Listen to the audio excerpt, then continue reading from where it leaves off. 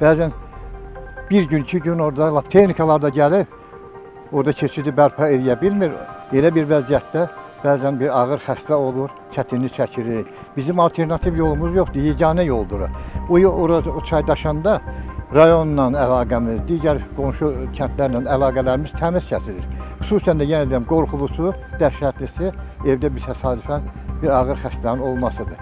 Belə halda bir də görürsən ki, soyunurlar, qadın, kişi çayı piyada keçməli olurlar ki, o bir tərəfdən maşın çağırsınlar, ya skor çağırsınlar, orada skor yemindir. Söz gedən ərazidə yeni körpünün inşası nəzərdə tutulur. Bununla bağlı olaraq ərazidə mütəxəssislər tərəfindən baxış keçirilib, təkliflər hazırlanır, aidiyyət üzrə təqdim olunub və həmin təkliflər əsasında maliyyə vəsaitinin ayrılması gözlənilir ki, maliyyə vəsaiti ayrılan kimi söz gedən ərazidə yeni körpünün inşası və körpüyə yanaşan yolların da təmiri, bərpası nəzərdə tutulur. Sakinlər ümid edirlər ki, layihənin icrası yaxın vaxtlarda başlayacaq və hər yağışdan sonra təkrarlanan bu çətinlik nəhayət ki, keçmişdə qalacaq.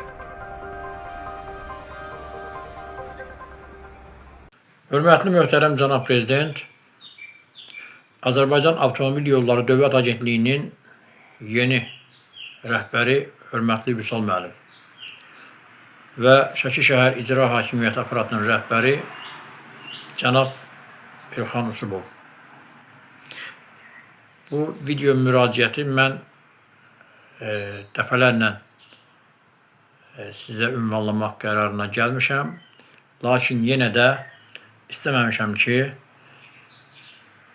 bu məsələni bütün ictimaiyyət bilsin. Təbii ki, sosial şəbəkələrdə, TikTok sosial şəbəkəsində bütün dünya izləyir. Şəki rayonunun Başşəvalıd kəndinin problemini. Bu problem yəqin ki, ölkənin hər yerlərində var. Amma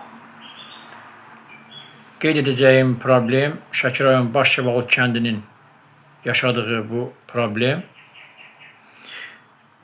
illərdir davam edir.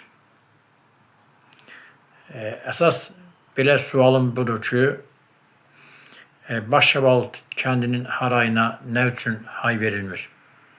Yəni, nə vaxt hay veriləcək bu kəndin probleminə?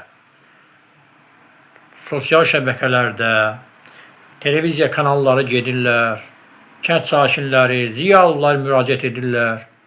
Heç belə baxan yoxdur. Dəfələrlə mən özüm redaksiya tərəfindən məktub ünvanlamışam. Məktubda bir neçə dəfə yalan vədlər verilib. 2023-cü il, 2026-cı il.